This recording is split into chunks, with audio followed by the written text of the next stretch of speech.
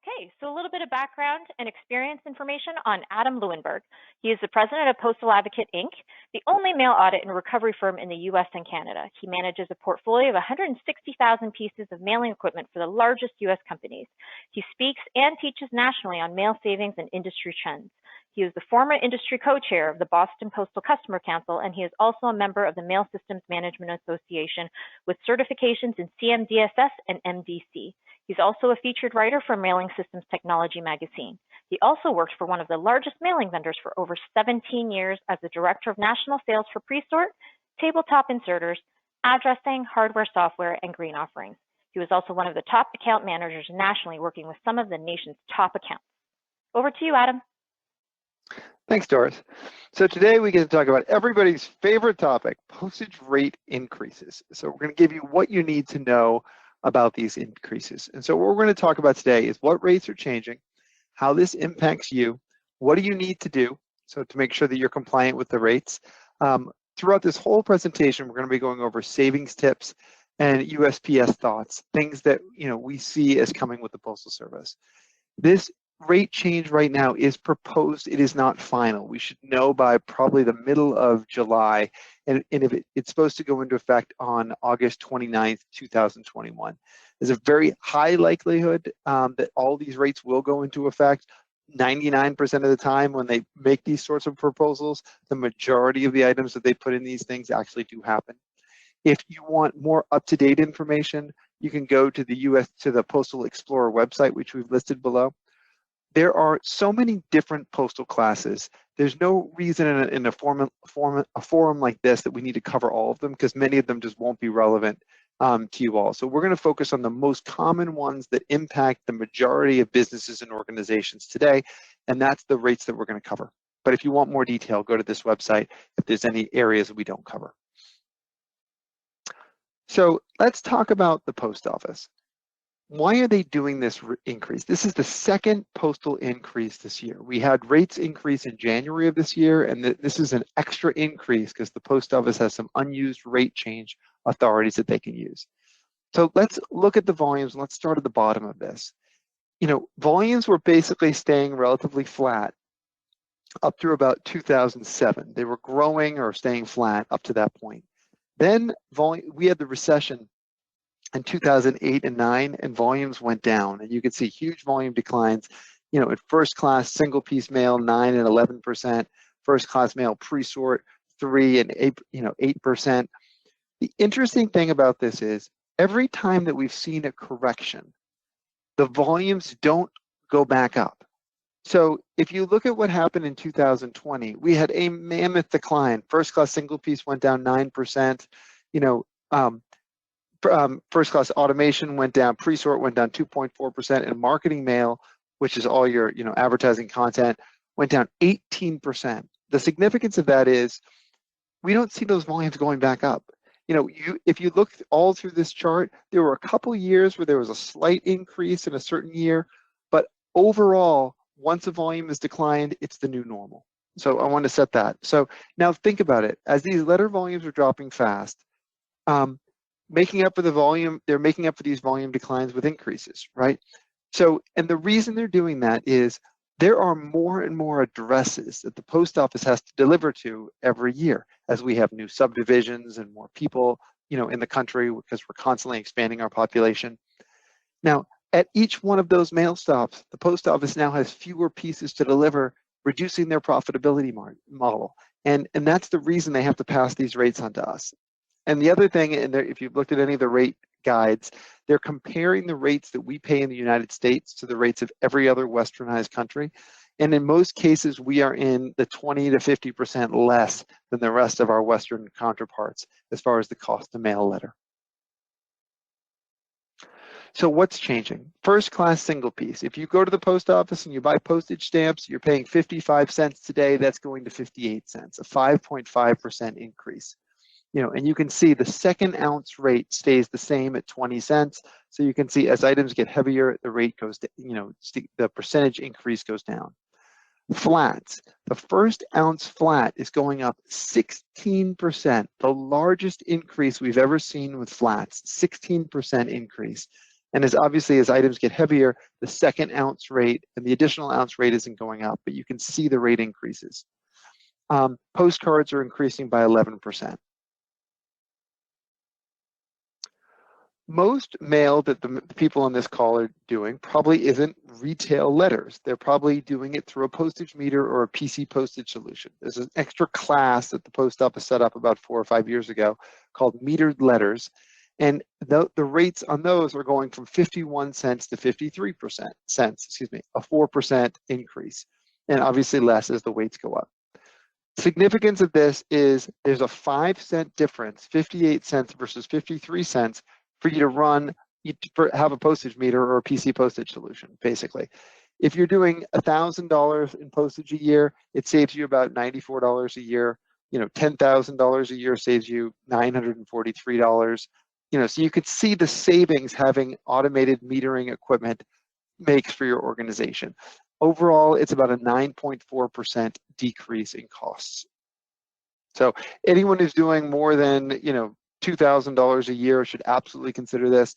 PC postage solutions typically start at around $10 or $15 a month and pay for themselves. So we strongly recommend that you consider those solutions if you don't have some meter and you're paying the retail price for stamps. Commercial. This is where the biggest increases are happening. So first class commercial is you're using either a pre-sort service to handle your mailings, to pick up your mailings at your location, or you're automating your mailings either in-house where you're producing the postal barcodes, sorting and submitting directly into the postal system, or you're using an outsourced mail provider who's doing that step for you. Some of the largest increases we've ever seen, 7 to 8% on first class automation letters.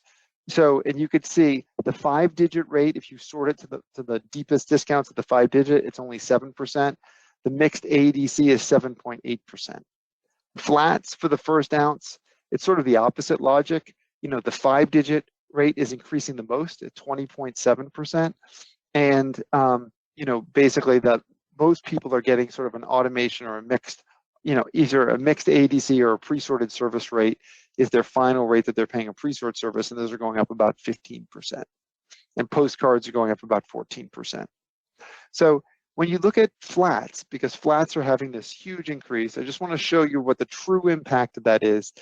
It won't be a 20% impact to you or 18% impact because most people don't run a lot of 1-ounce flats. Most flats are in the 3 to 5 ounce piece range.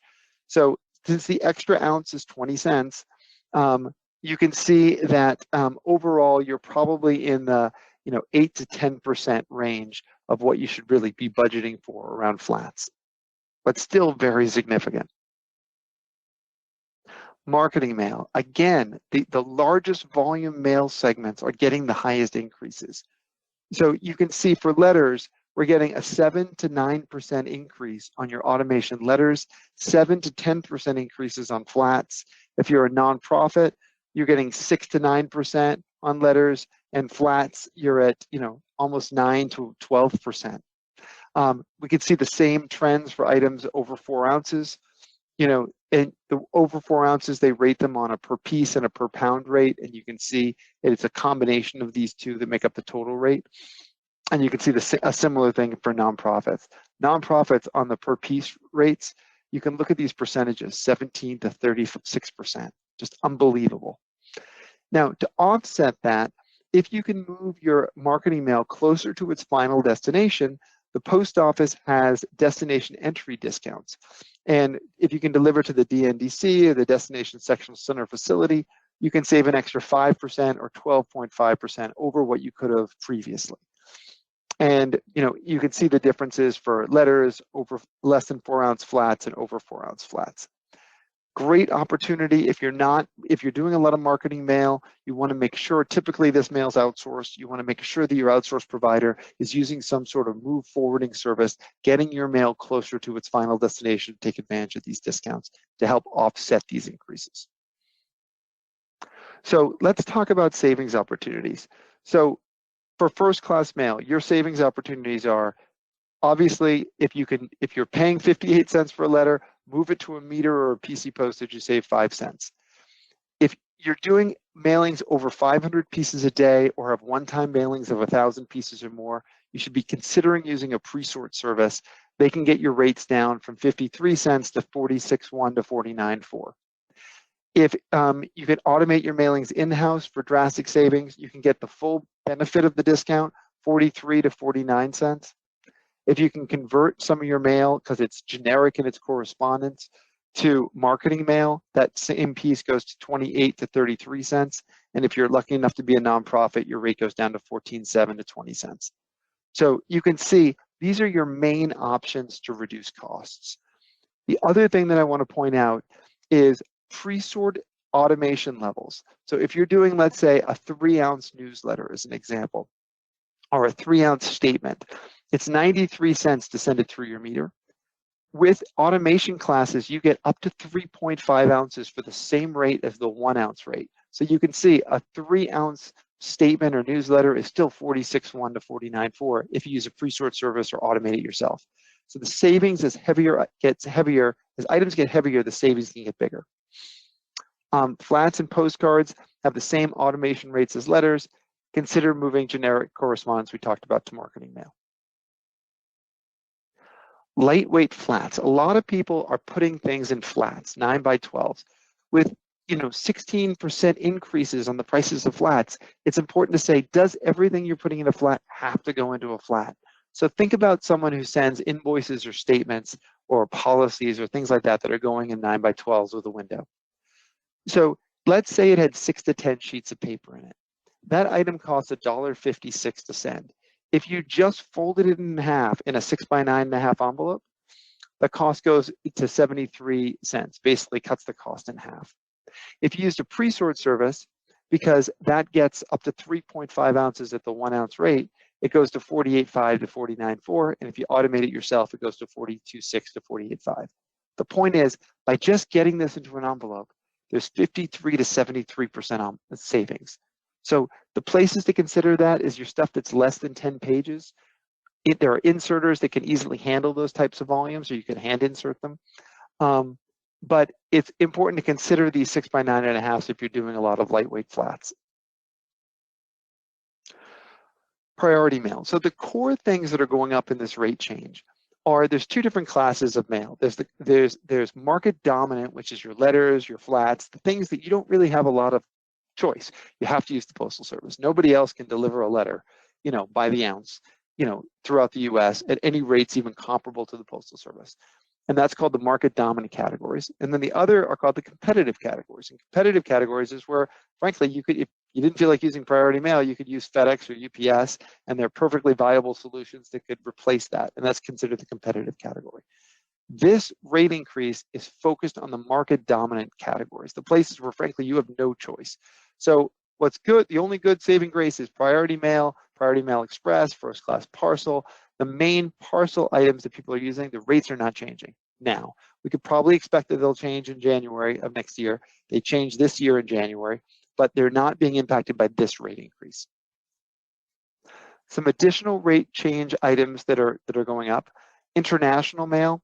There's so many different international mail classes. We're going to focus on just the letters, and the letters and postcards that are the most common.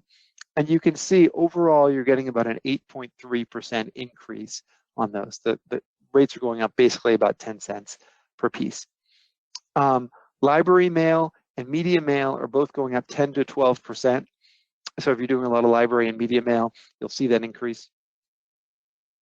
And special services across the board are going up in that 8% range. Certificate of mailings are going up 6.5%. One that we like to focus on is certified mail. It's one of the most common special services. The certified mail is going from $360 to $375. If you're doing return receipt, that's going from $385 to $285 to $305. If you do electronic return receipt, that's only going up 10 cents from $175 to $185. Insurance, you're seeing large increases. Signature confirmations, your permit fees. Your permit fees are all going from $245 to $265 a year. And then some of the business reply models are going up relatively considerably. So let's talk about a couple different saving strategies around special services. One of the best strategies for people who are doing a lot of certified mail is in getting the green cards back. So the way people do certified, the reason people send certified mail is because typically they need a proof that it was mailed, and they need a proof that the person got it and signed for it. So people do fill up these green cards with the mail piece, and the hope is that someone at the other end signs it, and then the post office returns this green card to you. And that's called just your basic return receipt. The move is to get people to switch to electronic return receipt, where instead of filling out this green card, you either stick a label on the piece with a certified number, or you print a cover sheet that goes into a large window on your envelope. And then instead of getting this green card back, you'd go to a website where you'd see all the statuses of your certifieds, and you could physically print at will any of the PDFs that you need as proof of signature. And these are admissible in court. This saves $1.20 per piece. The other thing it does is it gives you an electronic record of all your certifieds in one place versus hoping that you got all these green cards back. So if you're doing a lot of certifieds, usually over a few hundred a month, we recommend using an electronic return receipt service. Business reply. So business reply is one of the most forgotten areas of the Postal Service where there can be large savings if you have the detail. So let's talk about how business reply works. With business reply, you have to have an annual permit fee of $265. Then, do you want to pay for an annual account maintenance fee, which is usually for the high volume or QBRM accounts, which is $800 a year. And so in the total fees of the type of account you have, it's $265 to $12,000. The reason you pay those fees is the per piece fee goes down with a higher fee you spend. So the per piece to get just a basic mail piece back is 92 cents. But if you're high volume QBRM, it's 1.6 cents back. The postage rates can also vary as well, and they go down for the QBRM.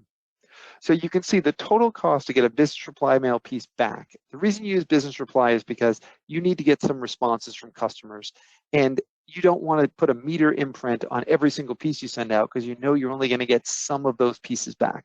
Business reply, you only pay for the pieces you get back. But you pay $1.50 to 58 cents for every piece that you get back. So a lot of people set up their business reply accounts and then years and years ago, and they put it on autopilot, so they don't think about it. So what happens is, let's say you set up a basic account, and we had a client who set up a basic account, but they were getting 100,000 returns back. So they were spending $150,000 a year for those business reply accounts, when basically, if we just switch them to high volume or QBRM basic, the cost goes from $150,000 to $64,000, $65,000 a year. That cuts the cost by more than in half. People don't pay attention to how many returns they're getting, and they overpay. And the same thing happens on the other side. They're paying for all these high volume permits in QBRM high volume accounts, and then they're not using it. They're only getting a few returns, and they're wasting these fees that they're spending. So it's important to have an inventory of your business reply accounts. Link your accounts to the USPS through a single ACS system, so you can pay for all of your permits together. Validate that the accounts are being used so you can turn off ones that aren't. Make sure the account levels are set up at the right levels. You don't want to, low volume accounts should be at basic, but ones you're doing higher volume should be at one of these levels. Monitor the usage quarterly, and there's significant savings to having your accounts in the right program, as you can see from these tables. So the reason we're going through this level of detail is this rate increase is probably inevitable. So the goal is, how do you find savings inside what you're doing today to offset this, or hopefully create costs that are even lower? And these are the ideas. This is the largest increase in the last 10 years, and let's talk about how. First class retail letters, you buy stamps at the post office, are going up 6%. In 2019, there was a 10% increase. Not very many businesses are doing retail letters. Most of them are doing commercial, metered letters. So that's gone up 4% and then 2% earlier this year, so 6%. So that rivals the increase we had in 2019. But other than that, bigger than anything else we've had in the last 10 years. First class flats, 16%, nothing's been close to that. First class auto letters and flats, 8 and 17%, nothing close to that. And if you look at the combined impact this year, it's a combined 9% combined on first class letters, 25% combined on flats. And you could see, you compare that to other years of increase. Marketing mail, 9% and 18%, nothing close to that. So you could see this is going to significantly hit the largest mailers in this country, much worse than any past rate increase than I can remember. I went back 10 or 11 years, 10 years, excuse me. I bet if you went back for the 10 previous years, you still wouldn't find anything even close to this. The important thing is a lot of the people that are on this call work for organizations that send lots and lots of huge mailings, primarily outsourced. With these types of increases, it's more and more important to get your arms around those expenses to figure out ways to reduce costs. So the next segment, we're going to talk about how do you do that. So in the US, most production mail is processed through an outsourced mailer who has the staff, equipment, and expertise to handle this. This has happened because of basically these reasons. The USPS has gotten more complicated, and it requires a higher level of automation, software, and expertise to be able to process mailings. It used to be, when I worked for Pitney Bowes 15 years ago, lots of people had different addressing solutions and automation equipment so they could do this type of stuff in their office. Only the largest mailers now can afford to do that because they don't have the staff, the expertise to sort of handle that. The improved levels of automation externally, like outsourced mail services, have better equipment that can handle these types of mailings than you could possibly afford to have in your office. Things that can, just move mail faster, get things done that would have to be typically done manually or through slower, automation equipment. It's just because they do it 24/7, multiple shifts, the highest level of equipment, they can just do it better. The key issue with this outsourcing category is it's the least understood category. It's the lowest level of visibility and probably the highest level of area for overspending. If you look in most organizations, you will find this is probably the largest category of spend in any company that companies have almost no visibility to. It's the most least paid attention to category, which leads to the opportunity for the largest savings. And I'll put the question like this. If I went to any company in America, any company, any especially medium to large company, let's rephrase that, and I said, how much do you as an organization spend in mail? I wouldn't get a single company that could accurately answer that question. They could tell me in certain areas and pockets, maybe they would know one piece of it, but they wouldn't know holistically how much they're spending. And that lack of visibility costs money. And the reason that there's that lack of visibility is because for a couple of reasons. One is mailings are usually fragmented. Statements and transaction print documents are done in accounts receivable. Advertising-based projects are done through marketing. Customer service information announcements are done in customer service and operations. Internal staff mailings by human resources. Large companies have multiple divisions, regions, operating units, acquisitions, doing their own things, and there's typically no coordinated strategy in an organization to pull all that stuff together. And that leads to complete lack of visibility. And that's the reason why I can tell you unequivocally, there isn't a company in America that has complete visibility to all their spends. So our process to gain that visibility, which we find works, is one, you start with accounts payable.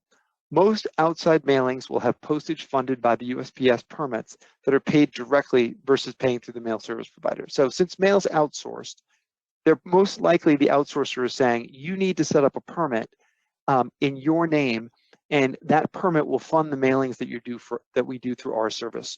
And so by doing an accounts payable search of United States Postal Service, Postmaster, USPS, names that the post office typically would funnel under, we're able to find those permits for customers so we can get the details of what is happening through those accounts and then have the visibility to figure out what outsourced providers are being used. Also, we reach out to the largest departments to see what service providers are being used, for instance, accounts receivable, marketing, customer service, human resources. We get copies of invoices to see what's being charged.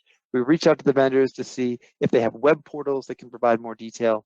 And then we go to procurement to see, are there contracts in place with these vendors with defined rates? There is so much overspending and variability in the outsourced mail market that it's incredibly important to get the visibility. And these are the reasons that we find it. When you look at any two invoices from any two different outsource providers, they are never the same. What they call things, the level of detail they provide. So this is an example from one of our clients from 2 different invoices they got from 2 different outsource providers. One for $127,000 basically just said, we did those jobs under these invoice numbers. It provided no detail to the breakdown. The other one provided very good detail, but there's lots of subcategories that they need to be able to understand so you can compare one job to another. We recommend requiring vendors to provide the detail by fee type so you can understand what you're paying for to compare rates. If it's not on the invoice, can you get access to a web portal, or can they email backup detail reports? There is huge, because people never look at this category, there is huge fee variability. And these are the reasons that we find. Like, if you compare 2 jobs, it's not like one vendor will be 10% more than another. It's like one vendor might be 50 to 80% more than another for similar work. And the reasons are, was the job put out to bid, or was it an add-on project from an existing provider? Does the vendor have a master service agreement for continual work at specific rates? Or is it just ad hoc work? What is the quantity and frequency of the mailing? What are the data processing charges? What type of stock is used? How was it printed? How was the piece prepared? Was it for automation or handwork? How was it mailed, and what level of postal automation? What third-party services we're using for pre-sorting, mail forwarding, shipping? What was needed from the data besides mailing? Was it need to be stored? Did it need to be accessed from a web portal? Because of this, almost no one compares one job to another, one vendor to another, to be able to know what people are paying for. People are putting this stuff on autopilot. What we find, the solution that works for us to help our clients manage this category, is we've come up with a core group of mailing categories and subcategories that breaks out the main mailing spends.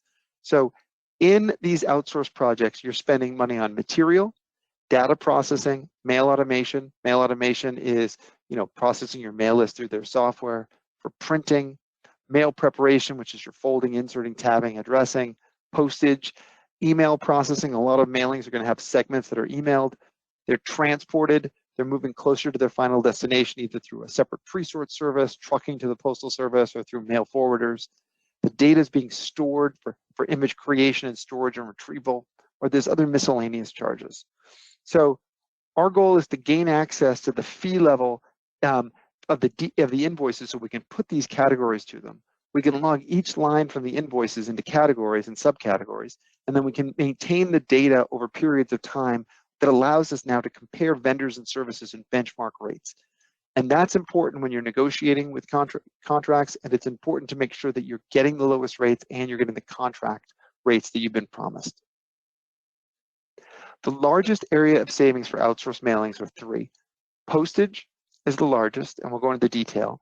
Printing costs, and then image storage and creation and presentment. These are the 3 areas where we see the largest variability in rates. So postage, it's the largest expense category. We talked about this chart before. So I'm going to go through a little bit of basics. This may be a review for some, and it might be new information for others to talk about how this works. First-class mail are things that are considered personalized in correspondence, invoice, checks, confirmation statements, 1 to 5 day delivery. Marketing mail, everyone's getting the same message outside of some basic merge fields, like name and address, and there could be a couple simple merge fields, but everyone's basically getting the same content. Need to push the service providers for the highest levels of automation within these classes. And you would think that, of course, my outsource provider is getting me the best postage rates, but the outsource provider is most concerned with getting their operation and getting the piece out the door. They may be a little less concerned with getting you the lowest postage rates unless you're pushing for that. And that's what we find typically. Now let's talk about the nuts and bolts of postal discounting. Let's say in first class. So the way it works is there's 3 core rate structures: 5-digit AADC, mixed AADC. What it means is, do I have 150 pieces going to a 5-digit zip code like 90210, like the show? If I have 150 pieces going to a specific 5-digit zip code, I get the 42.6 rate. If I don't have 150 pieces to that 5-digit zip code, do I have 150 pieces going to a schematic of 3-digit zip codes like 902, 904, 906, and the post office has defined those schematics. And for those, I get a 46.1 rate, and every other piece in the mailing, I get a 48.5. And you can see that rate goes up to 3.5 cents. So the objective is to get as many pieces as deep as possible. If you're doing a lot of small jobs, you may not only be able to get the mixed AADC rates because there's no density. Then it's important to push your outsourced providers to make sure they're using pre-sort services. And the pre-sort service can probably get you rates that are around the AADC rate. So it's important to be pushing about what rates you're getting. In marketing mail, it's a little bit different. It's the same sort, the 150 piece that we talked about up here. The difference is if you move mail to a destination sectional center facility, you can see you get extra discounts. And it moves the price from 27.7 to 25 cents. And so it's really important to make sure that if you're doing large marketing mailings, that a large percentage of your mail is being forwarded to the destination sectional center facility, because that 2.7 cent difference on hundreds of thousands of pieces makes a huge impact on costs. Some outsourced providers spend a lot of time forwarding mail, and some don't pay any attention to it. It's really important to know that.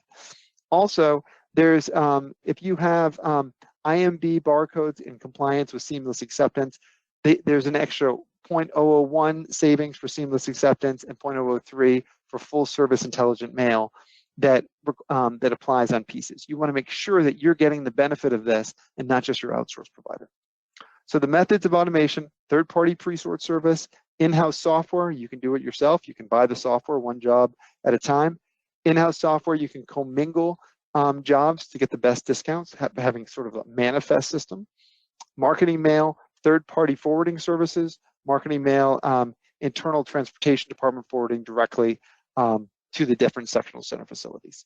So there's a lot to think about with automation, but it's the most important way to sort of cut costs is to make sure that your outsourced providers are taking advantage of all these things and giving you the benefits.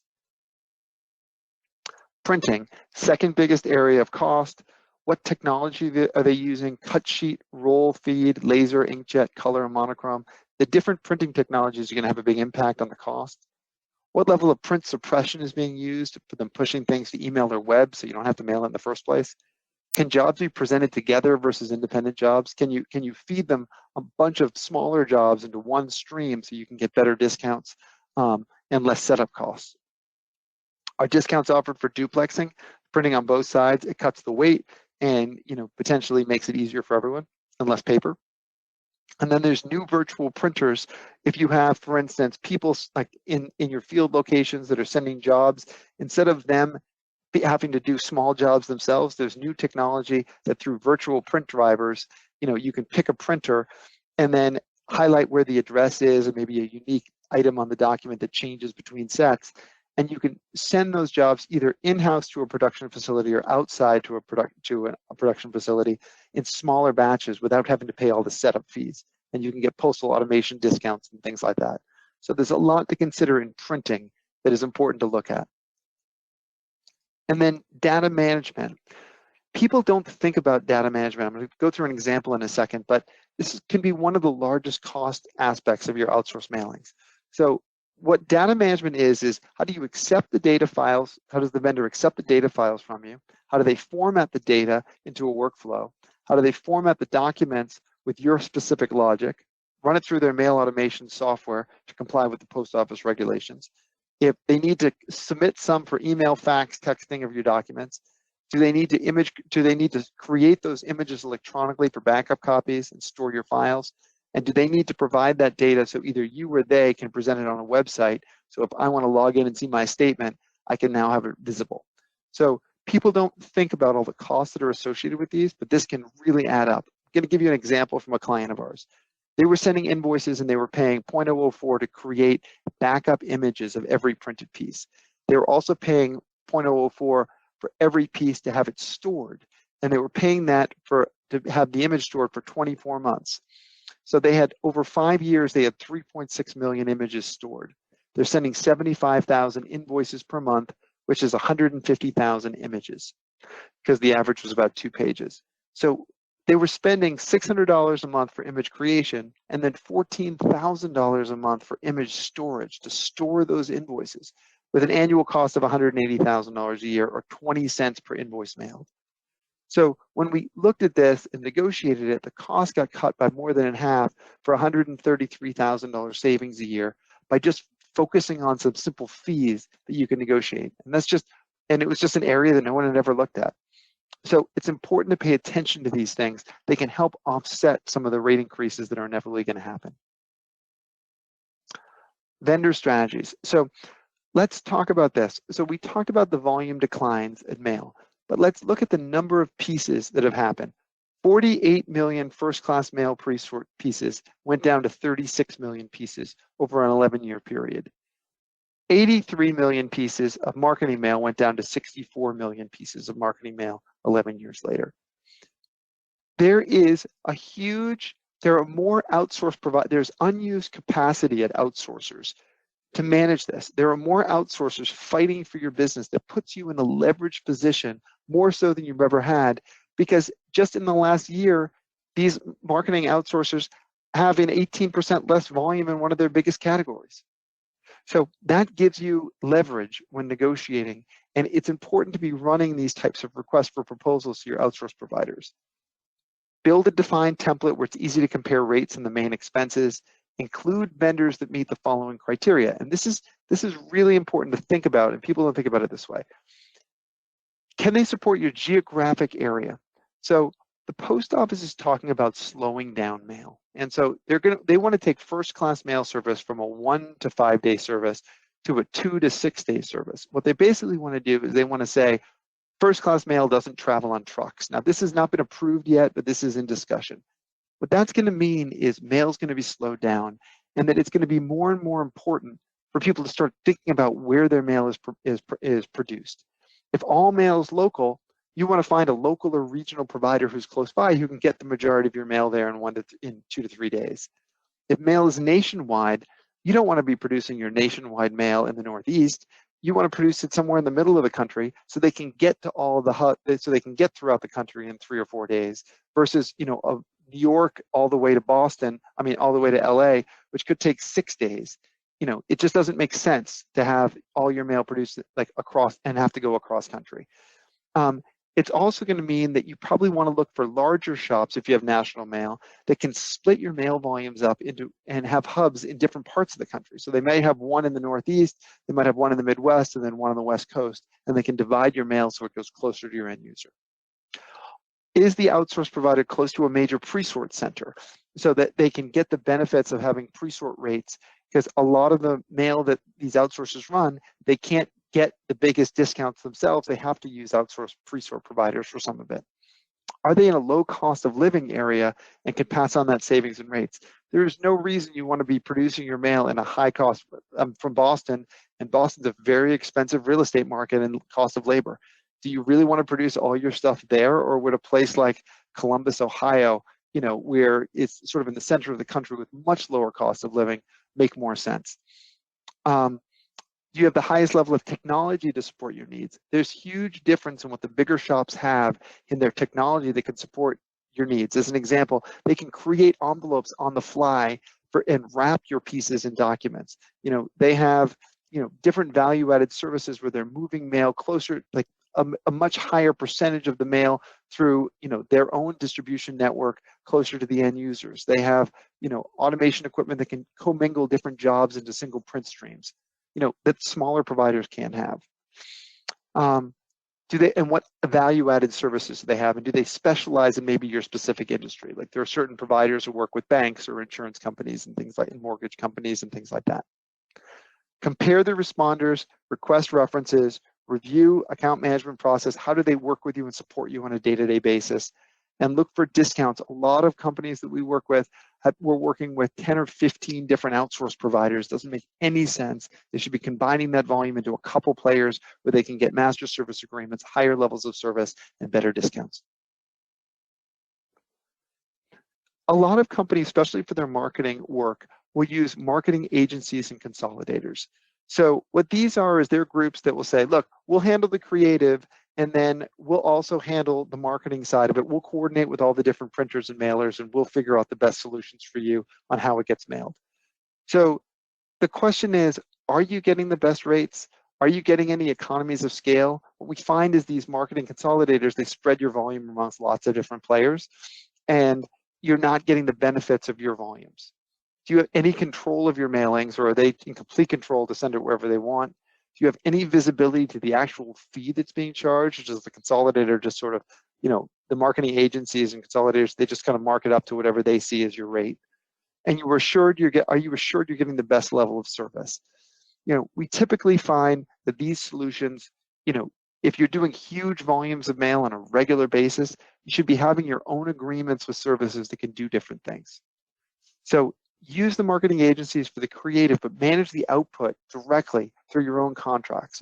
By combining mailings under one agreement, you can be assured you're getting the lowest rates. You can customize the service to what's needed from your mail. You can get higher level of vendor support due to your size.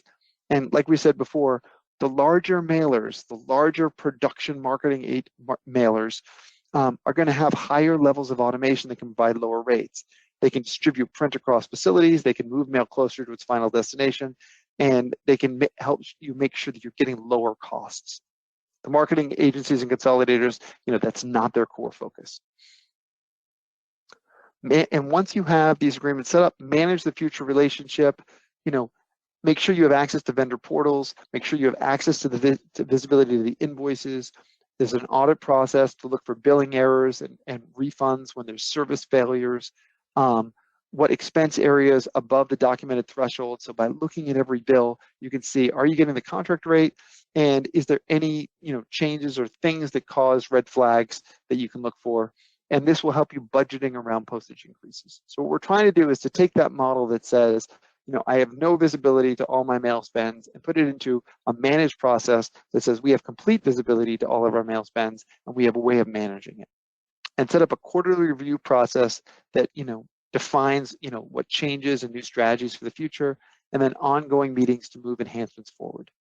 So this is the best way to drive cost changes in your production mail spends or your largest mail spends, is to have visibility and find saving strategies around how you drive costs down.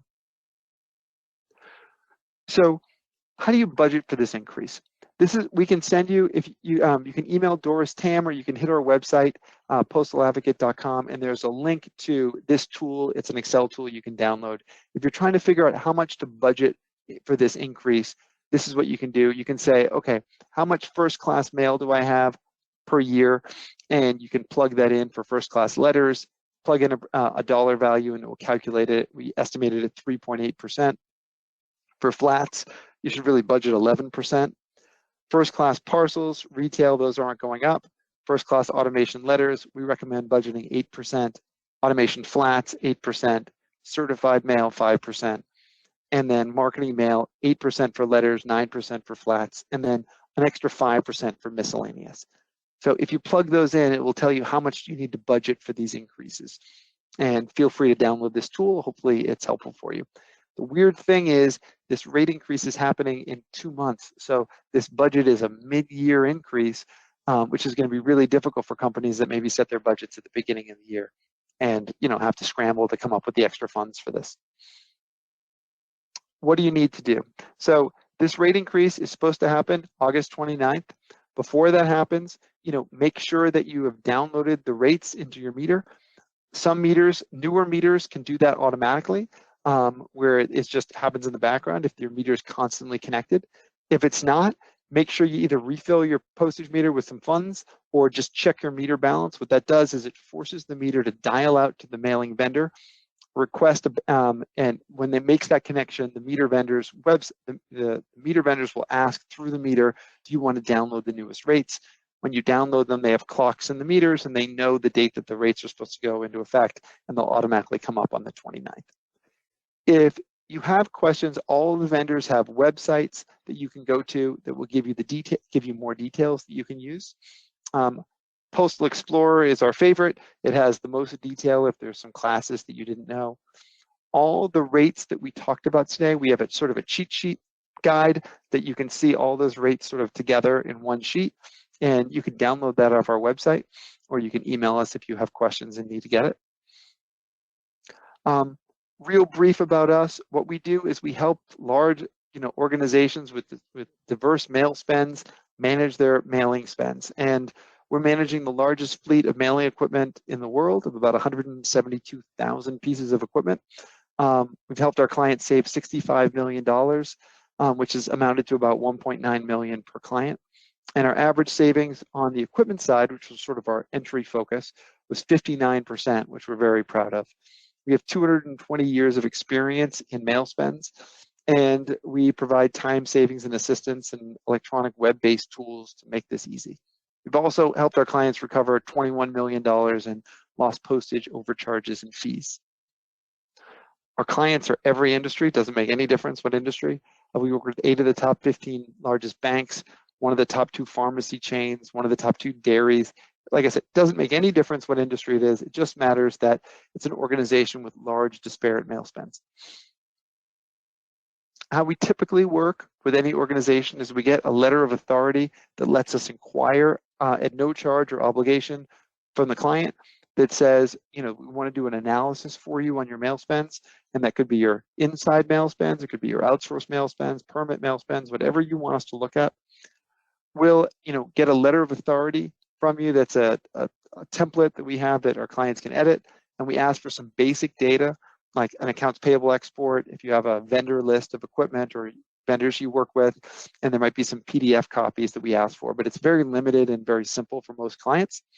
We'll log into the vendor's websites, we'll download postage usages and histories and expenses and fees, and we'll show you a complete picture of what you're spending across your organization in different categories.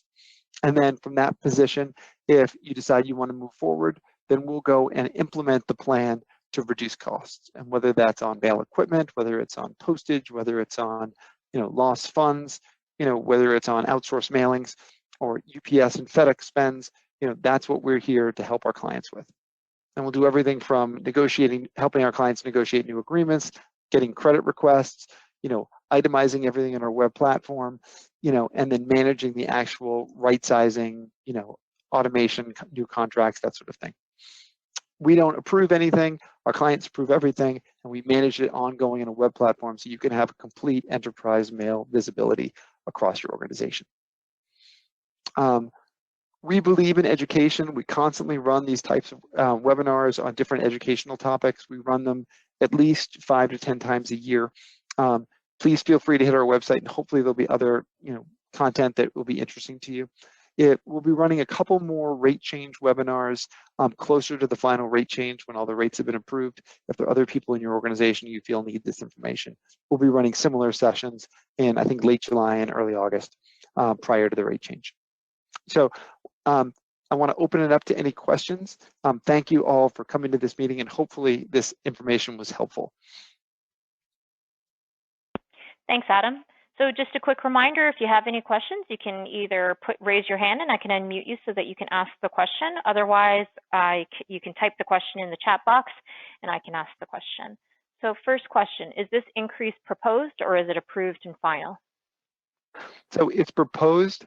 The post office has to have like a review period, and then they have to let us know by 45 days prior to the rate increase happening. So that's around July 15th. So for the next 2 or 3 weeks, we won't know the final, but usually I would say 90+% of the time, the proposed rates are the actual final rates with some maybe small tweaks, but I wouldn't expect major changes to them. Thank you. Second question, will there be a rate change in January as well? I would expect there would be. We've had a rate change consistently every January for the last series of years. They didn't increase the priority mail or the priority mail express or first class parcel rates, the competitive categories. And I would expect the post office would probably have some extra increase in these categories as well, just because they can. So I would expect a rate increase to come again in January. Okay, and just to clarify, in terms of the rate budgeting tool, I will make that available, but just keep in mind that these proposed increases are not final. So once we get the final, there will be a repost in terms of the final budget tool, as well as the rate comparison grid. We're not going to actually finalize it and post it until it is final. Any other questions? Next question, what's the best way to reduce costs given these increases? The number one thing that people can do to reduce costs is to get the visibility. And the biggest problem that people have is they just don't know they don't have the details of how they're doing things today. They don't have the details of what they're spending, what the quantities are, what groups are sending things, what other fees are associated with those, like with outsourced mail as an example. And so the number one way is to gain the visibility to it. And then you can literally take a copy of our presentation and say, are we getting these specific areas? Are we getting the benefit of these specific areas? Like, are we automating to the fullest level? And that's the best. So and it's the one thing that we do with every client, and we recommend people, whether they use us or not, do that on your own, is just figure out how to get visibility to all the spends so it can be managed. Any other questions?